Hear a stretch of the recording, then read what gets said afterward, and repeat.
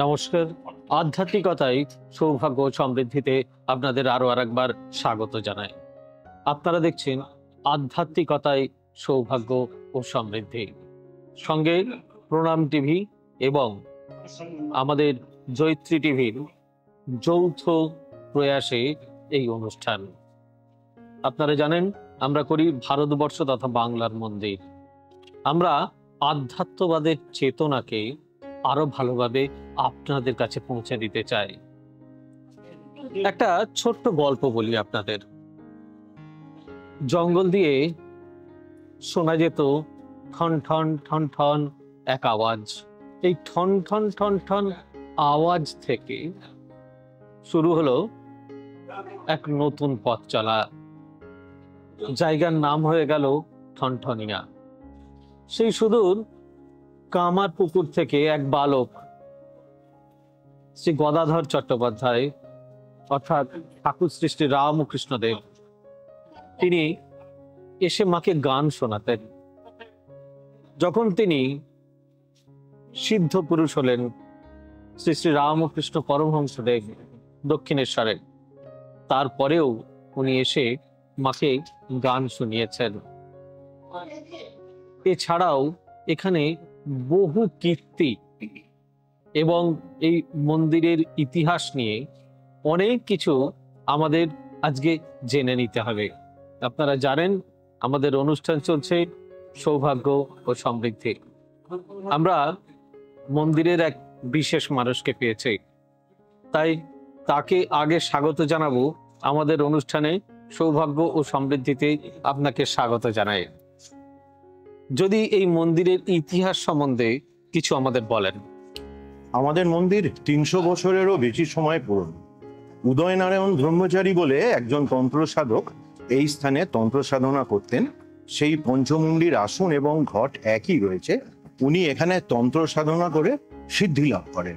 তখন এই স্থান বন জঙ্গলে ঘেরা, হোগলা পাতার ছাউনি দেওয়া একটা আটচালা মতন জায়গায় উনি পুজো করতেন। সেই সময় থেকেই আমাদের ঠনঠনে ঘোষ পরিবারের প্রাণপুরুষ শঙ্কর ঘোষ আসতেন এবং মাকে নিত্য পুজোয় শঙ্কর ঘোষ উনি সাহায্য করতেন, উদয়নারায়ণ ব্রহ্মচারী। মায়ের স্বপ্নাদেশেই উনি সম্পূর্ণ দায়িত্ব শঙ্কর ঘোষের হাতে তুলে দিয়ে এখান থেকে চলে যান। সেই থেকে আমরা ঘোষ পরিবার, ঠনঠনে ঘোষ পরিবার বংশ পরম্পরায় মায়ের সেবা করে আসছি। 1110 বঙ্গাব্দে, ইংরেজির 1703 খ্রিস্টাব্দে উনি এই মন্দির স্থাপন করেন। তার 3 বছর পর 1106 বঙ্গাব্দে 1103 বঙ্গাব্দে 1706 খ্রিস্টাব্দে এই শিব মন্দির, যেটা শঙ্কর ঘোষের মা পুষ্পেশ্বরী দেবীর নাম অনুযায়ী এই শিব মন্দির স্থাপন করা হয়। এই মন্দিরের সম্পর্কে অনেক মহাপুরুষ তো এসেছিলেন এই মন্দিরে। হ্যাঁ, উনি এখানে রামকৃষ্ণদেব যখন এই ঝামাপুকুর রাজবাড়িতে রামকুমার চট্টোপাধ্যায় আসেন, তারপর রামকৃষ্ণদেব আসেন, উনি এখানে আসতেন, মাকে গান শোনাতেন। তারপরে কেশব সেন যখন অসুস্থ হন, উনি ডাবচিনি দিয়ে মাকে পুজো দিয়ে যেতেন। সেই থেকে এখানে ডাবচিনি পুজো দেওয়াও একটা প্রথা হয়ে দাঁড়িয়েছে। প্রচুর ভক্ত ডাবচিনি দিয়ে মাকে পুজো দেন।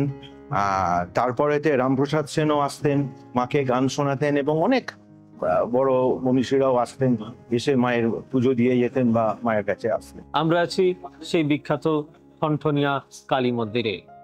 এই মন্দিরের ইতিহাস সত্যিই অবিস্মরণীয়, ছুঁয়ে যায় আমাদের হৃদয়কে। এবং বিশ্বাস করুন, আপনাদের প্রত্যেকের এই চাওয়া মা সম্বন্ধে আরো বেশি কিছু জানা, যার জন্য আমাদের ছুটে দৌড়ে প্রত্যেক দিন আপনাদের জন্য এই অনুষ্ঠানটি করা। মায়ের বেশ কিছু ঘটনা যদি আমি আপনার থেকে জানতে পারি, মানে কোনো কিছু চমক বা যেটা বলা হয় আর কি, একটা অবিস্মরণীয় কিছু কিছু দু একটা ঘটনা যদি আপনি একটু আলোকপাত করেন। না, এইভাবে আলাদা করে তো বলার কিছু নেই। তার আগে একটা কথা বলি, যেটা আপনি শুরু করলেন, ঠনঠন শব্দ। এই যে মন্দিরের ঘন্টা, সেই ৩০০ বছর আগে থেকেই ডাকাতদের, ওই সময় ডাকাতদের আক্রমণের হিসেবে এই ঘন্টা বাজিয়ে সমস্ত আশপাশের মানুষকে সজাগ করে দেওয়া হতো। আর মা আমাদের এখানে মা সিদ্ধেশ্বরী বামা, মায়ের চরণ কোনাকুনি ভাবে বিন্যস্ত, এবং মহাকাল মায়ের পাশাপাশি ভাবে মাথা করে শায়িত। আর মা সিদ্ধেশ্বরী সবসময় সবার মনস্কামনা পূর্ণ করে। মানে সাধারণত আমরা যেটা দেখি যে না, বাবা দেবাদিদেব মহাদেব শুয়ে রয়েছেন, তার উপর মা রয়েছেন। এটা এখানে একটু অন্য ধরনের, মা পূব দিকে মাথা করে শায়িত। তার মানে আপনাদের কিন্তু এই মন্দির দর্শন করতেই হবে। এই মন্দির দর্শন করলে আপনারা দেখতে পাবেন সেই আশ্চর্য জিনিস। জানেন তো, এই ঠন ঠন আওয়াজ, এই ঠন ঠন আওয়াজের জন্যই এই জায়গার নাম হয়েছে ঠনঠনিয়া কালী মন্দির। তখন সত্যি এই সুতানুটি গ্রাম, ভাগীরথী তীর, ব্যাপারটা একটা অন্য ধরনের অ্যাসপেক্ট ছিল। সেই জায়গা থেকে আজকে কলকাতা তো মহানগরী, পা ফেলারও জায়গা নেই, নিঃশ্বাস নেওয়াটুকুরও বোধহয় অবকাশ নেই আমাদের। ঠিক সেই জায়গায় মা আজও স্বমহিমায় অধিষ্ঠিত। তাই তার কৃপা প্রত্যেকের কাছে পড়ুন, প্রত্যেকের কৃপা মানে মায়ের কৃপা তাদের কাছে পৌঁছে যাক এবং তারা কৃপাধন্য হন। যাই হোক, আমাদের চ্যানেলটি যদি ভালো লাগে তাহলে অতি অবশ্যই লাইক, শেয়ার, কমেন্ট এবং চ্যানেলটি সাবস্ক্রাইব করতে ভুলবেন না। আর যদি ভালো লাগে তাহলে অন্তত কমেন্টে একটা লিখবেন জয় মা। আর আমরা প্রতিনিয়ত প্রত্যেক দিন চেষ্টা করে চলেছি আপনাদের সামনে নতুন নতুন বাংলার মন্দির তথা ভারতবর্ষের মন্দির এবং বিশ্বের সমস্ত আধ্যাত্মবাদকে আপনাদের কাছে পৌঁছে দেওয়া।